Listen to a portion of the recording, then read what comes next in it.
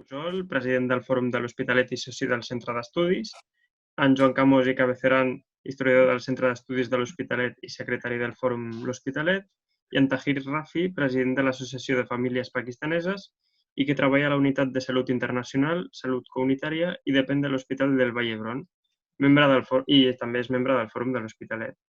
Avui ens trobem amb en Guillem, el meu company, en Olaf i jo, el Diego.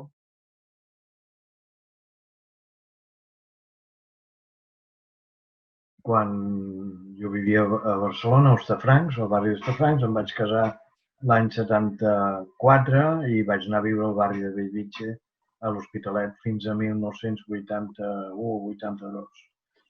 Vaig tornar al barri d'Hostafrancs, però el 84 fundàvem el Centre d'Estudis de l'Hospitalet. Per tant, la meva vinculació amb la ciutat d'Hospitalet ha estat permanent, encara que la residència era a 1 quilòmetre de distància, però treballant en una escola a Hostafrancs, al barri d'Hostafrancs, i dedicat a l'anàlisi de la ciutat i implicat en la història de la ciutat des de l'any 73 o 74. He llegado en España en 1999 y llegué a España, a Barcelona, y vivía en Paralelo y el barrio de Pobla Sec. He estado unos 3 años y en al final de 2003 o principio de 2004 y ya trasladé con mi familia a Hospitalet, al Hospitalet. Y pues desde siempre, digamos desde unos 16 años, si no me equivoco, desde 16 años vivo en Hospitalet, pero siempre he trabajado en Barcelona. Y así que, Hospitalet es como mi casa. Jo vaig néixer a Sants i el 75 vaig venir a viure aquí, per tant farà 45 anys. He viscut a diferents barris de l'Hospitalet per diverses circumstàncies, és a dir, a Collblanc, Torrassa, vaig anar a viure a Can Serra al començament, Collblanc, Torrassa, Bellvitge, vaig estar-hi uns quants anys també.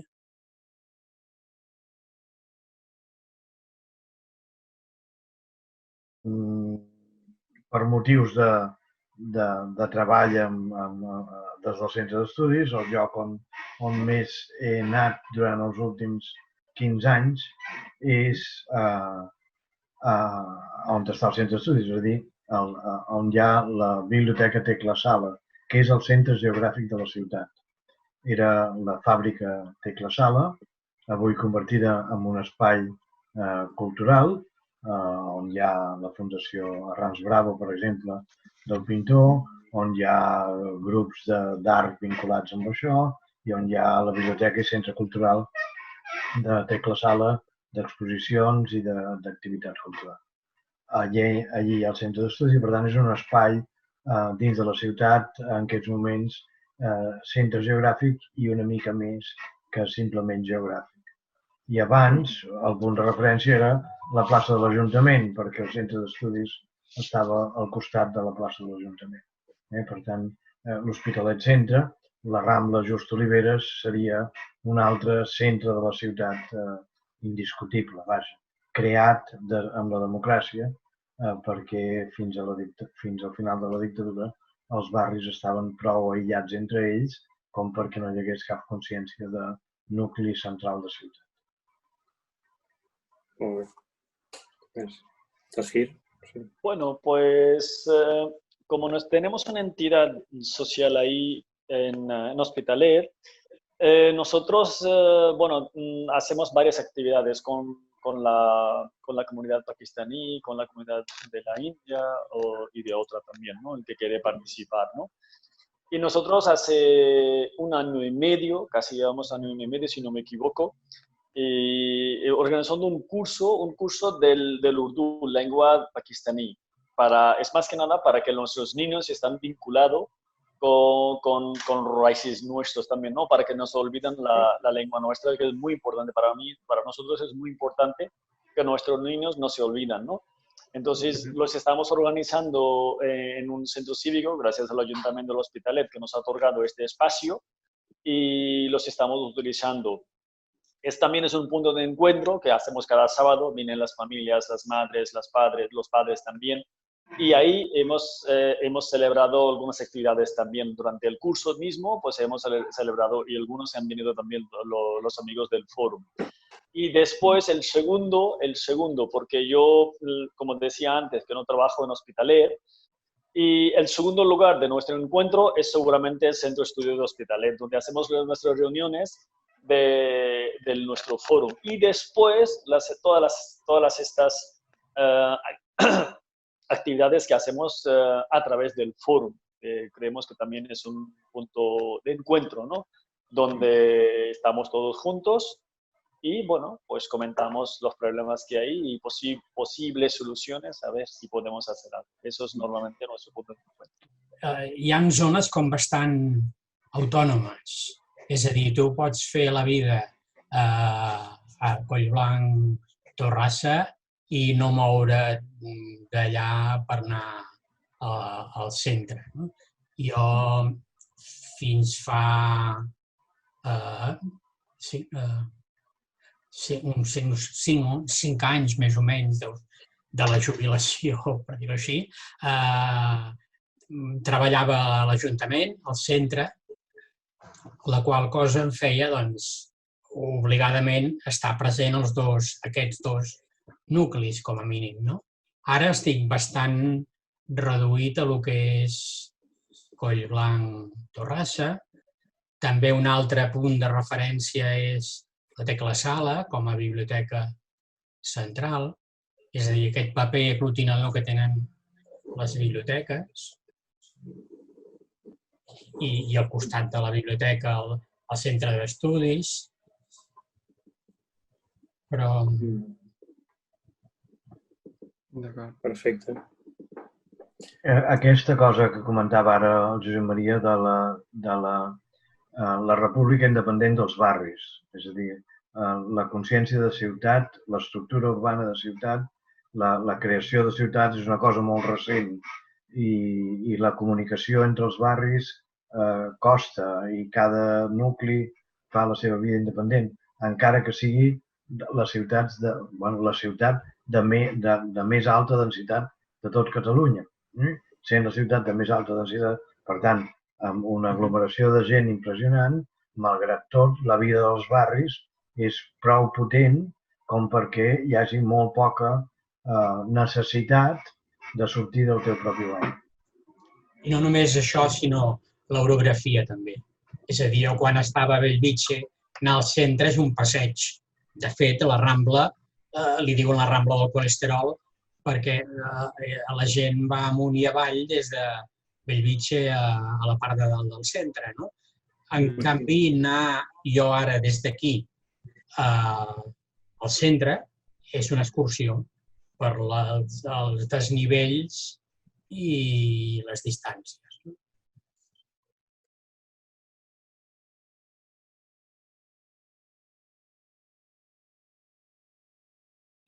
Vam mirar les dades i vam veure que el 21% de la població és immigració i per això hi ha una gran diversitat i gran varietat cultural a l'Hospitalet.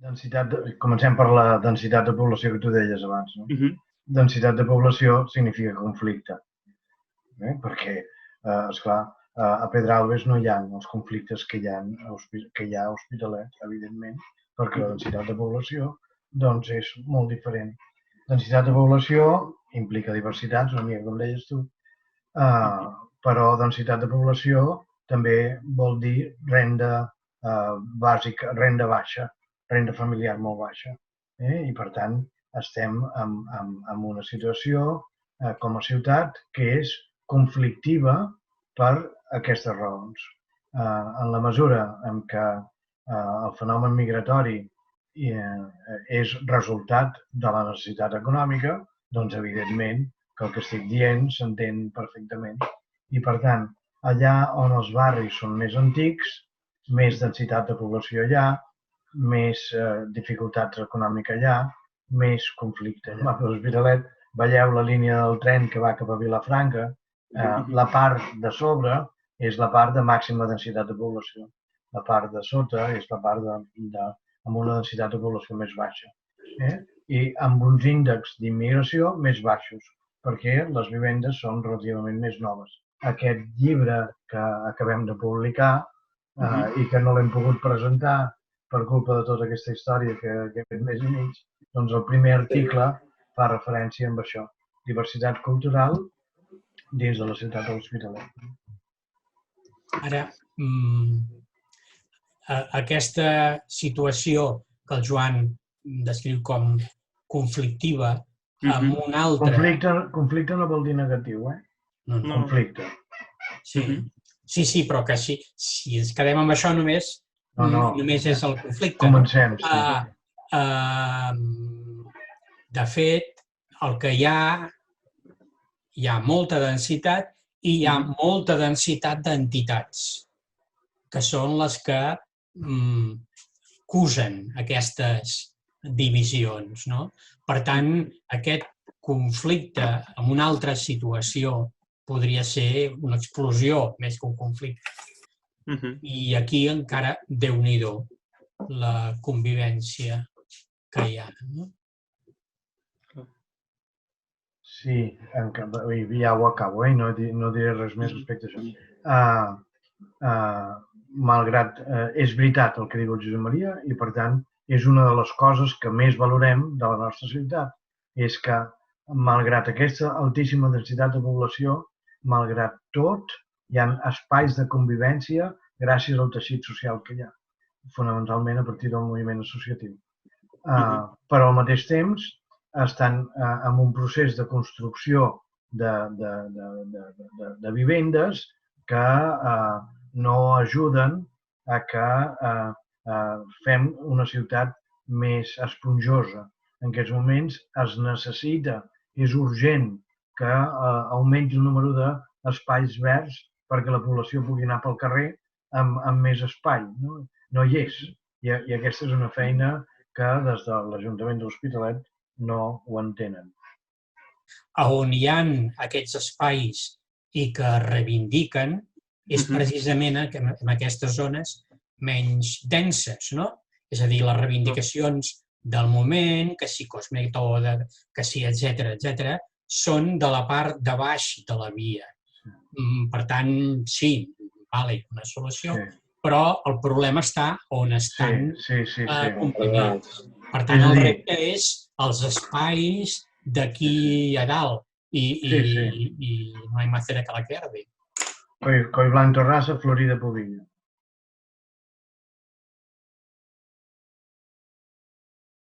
Hi ha unes quantes associacions que treballen el tema immigratori. Hi ha associacions diferents a la ciutat que ho treballen. Bé sigui des de gent que ha vingut de fora i que, per tant, han creat una associació que té, o altre tipus d'associacions. Nosaltres apostem per ser una entitat que treballi de cara a que la nostra ciutat sigui més rica. Per tant, la diversitat com a enriquiment. I, per tant, la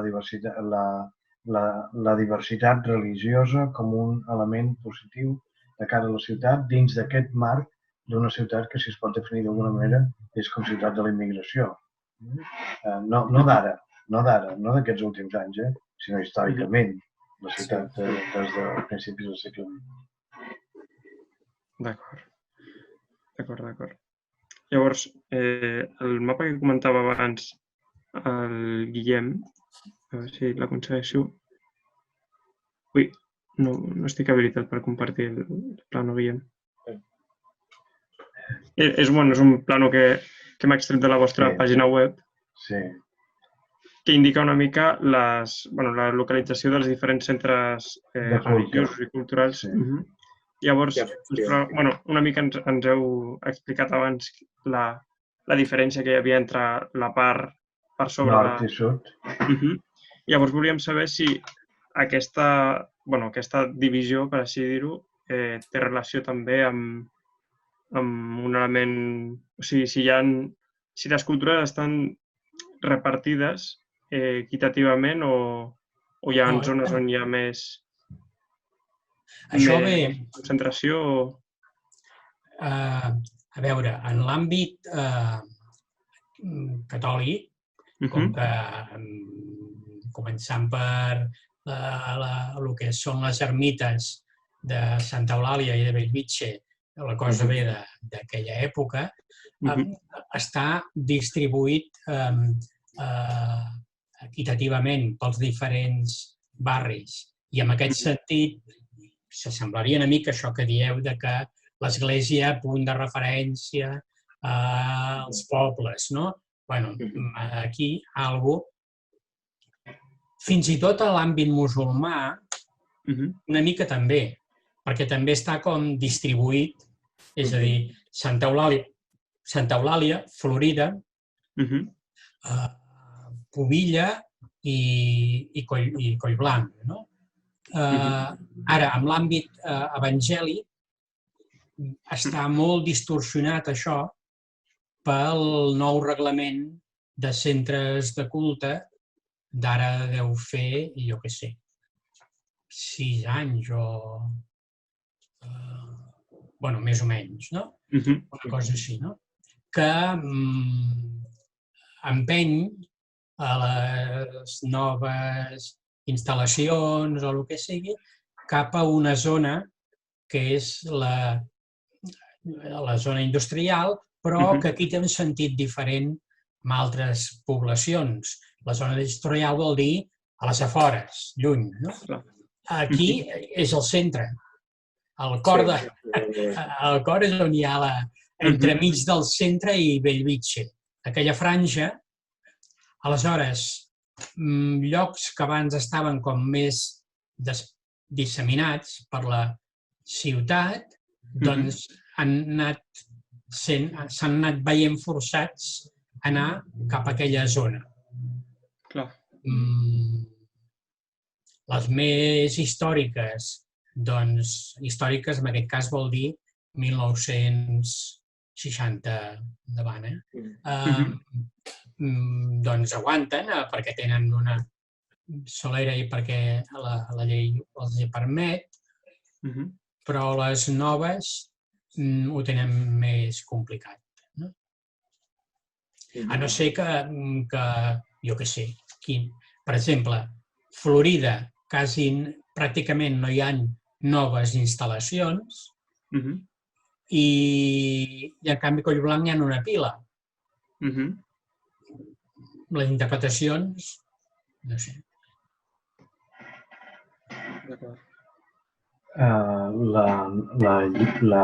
L'Ajuntament va fer una legislació, tu, Josep Maria, deu saber la data, jo ara no recordo, potser el 2010, conforme tots els nous centres de culte s'havien de posar a la zona industrial.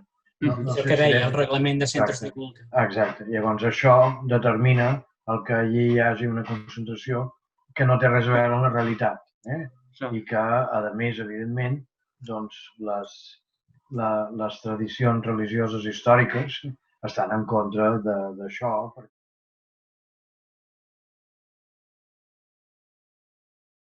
Aquí. Jo només dic que a nivell... que quan vam començar el fòrum, l'any 2012, em sembla que era, o 13, no me'n recordo bé, somiàvem amb una plaça. Una plaça que simbòlicament fos un espai de trobada i que fos reconeguda com la plaça de la diversitat religiosa, d'alguna manera. I somiàvem, doncs, bueno, això, es veu que hi ha llocs que hi és, jo ho desconec, però una olivera ben gran, ara avui sentia que parlàvem de les grans oliveres, doncs això, una olivera ben gran amb un espai que fos un lloc de reconeixement col·lectiu d'aquesta diversitat i on s'hi fessin actes del tipus que fos. Això era el primer que a vegades havíem parlat quan parlàvem d'una fita immediata a aconseguir. Esclar, una cosa és un edifici i una altra cosa és això. Això és més simple, però vol dir també un estudi sobre l'urbanisme de la ciutat per veure quin podria ser aquest espai que jo us proposo que ho feu i que els hi plantegeu a l'Ajuntament de l'Hospitalet. Però que reuneixi les condicions del que acabem de parlar. Per tant, tal com deia el Josep Maria, si això ho posem a la part baixa de la ciutat, no estem anant a favor del que estem reivindicant. Clar. Jo amb això faria com un pas anterior, que és el fet de dir si calen espais per respirar, per dir-ho així. A veure, en un sentit com més ampli. A veure, les biblioteques, en cert sentit, ja responen amb això una mica. És el lloc en la ciutat en la que entres i hi ha calma, no? I invita a la calma. Un pas més, l'exemple seria, no sé si ho coneixeu, l'espai Tàpies de la UPF, no? En diuen? La Pompeu Fabra. Pompeu Fabra, sí. És simplement un espai bastant buit, com una espècie de capella laica, no? És a dir, espais i llocs en els que la gent pugui respirar. Yo le daría un ejemplar del Berlín, que ahí sí que hicieron un House of One, que dicen que 3 religiones grandes en un edificio, ¿no? Porque no solamente es cuestión de rezar, sino más allá de este contexto, ¿no? Donde se pueden reunir la gente, donde pueden sentir que es suyo, una cosa que es suya, ¿no? Yo creo que también eso sí que nos apoyaría, nos ayudará muchísimo desde nuestro foro, que si podríamos, bueno, crear un poco del espacio en este sentido, ¿no? O, pues, bueno, haciendo diferentes actividades. És molt interessant el que comenta el Tahir, de que no només és resar, sinó que la trobada interreligiosa va molt més enllà del resar. I per tant, quan nosaltres parlem de que fem ciutat, de que treballem per una ciutat que creixi en aquest sentit, estem dient això. No només es tracta. Es tracta de posar en comú moltes més coses, tantes coses com puguem posar en comú, el qual no vol dir identificar-nos els uns amb els altres, no. Cadascú ha de saber respectar la cultura de l'altre i les seves raons profundes del que creu, del que pensa i del que és, no? Però des d'aquesta interrelació màxima que es pot tenir, i per això un espai concret seria una cosa interessantíssima, que una mica quan el Josep Maria començava parlant de la biblioteca com a espai, el Tahir amb el que està dient és volem un centre cultural, o digue-li com vulguis, que reuneixi aquests espais de pau, que deia ell, de llibre, de cultura i de pregària i del que sigui. Sí, sí, es importante porque yo creo que la gente nos pueden dar sus aportaciones también, ¿no? Porque el objetivo de nuestro foro es de alguna manera también de coger toda la gente, de crear, digamos, un puente, digamos, entre diferentes poblaciones, porque tenemos muy claro que las religiones no nos separan, sino que nos unen más si realmente trabajamos de una manera, digamos, que podemos trabajar, ¿no? Eso sí nos unen. Porque las religiones no solamente por rezar, hay muchas otras cosas. En el caso de los musulmanes, por ejemplo, cuando pasó el COVID-19, pues hay muchos se levantaron pidiendo un cementerio.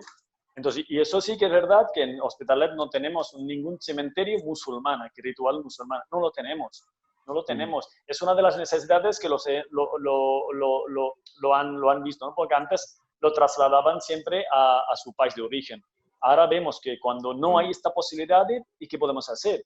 Yo creo que también, y esto la gente nos han llegado estas propuestas. Yo creo que el espacio, lo que estamos hablando, concreto por esto, donde puedan reunir la gente, donde podamos hablar la gente, donde podamos ver las necesidades y buscar posibles soluciones. No podemos solucionar de todo, pero buscar alguna manera, algunas soluciones de todas las preguntas que salen desde allá, ¿no? Y es un buen punto de una integración.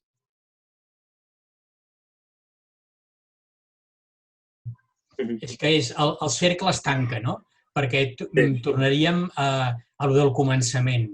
La dificultat de la gent de moure's d'un barri a un altre. Per tant, la idea aquesta d'un centre únic a tota la ciutat o tal, per exemple, a nivell d'entitats, sí, perquè són a les entitats gent acostumada a moure's d'un cantó a l'altre, a nivell de, per dir-ho així, del públic en general, dels veïns, fer alguna cosa perquè s'hagin de desplaçar allà és complicat. Centre històric o centre geogràfic són elements a tenir en compte al pensar en coses d'aquestes. Centre històric perquè la Rambla Just Oliveres és un espai que cada vegada més la població se l'ha fet seu i, per tant, gent dels barris diferents els agrada anar un dia a la Rambla de la ciutat, i el centre geogràfic com a centre cultural, que és el Tecla Sala que abans comentàvem. Per tant, hi ha aquests tres elements: densitat de població i descongestionar, centre històric i centre geogràfic.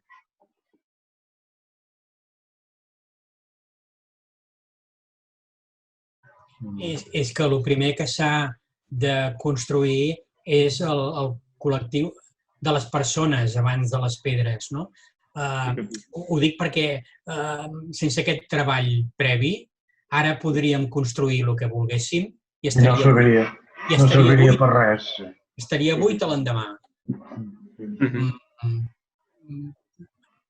I estem a la fase inicial, és a dir, portem només 7 o 8 anys. I, per tant, això és una feina a llarg plaç, és una feina anar guanyant terreny. Com deia el Tahir o el Josep Maria, si tinguéssim la cantonada, que són 80 metres quadrats, aquest seria el primer espai que voldríem que fos reconegut cada vegada més com un espai comú de les diverses tradicions de la ciutat. Molt bé. Doncs això seria tot. Doncs... Ja està, només queda agrair-vos la col·laboració i gràcies pels 2 dies que ja heu dedicat. Molt bé. Molt bé. Moltes gràcies i Moltes gràcies. Bona nit. Adéu.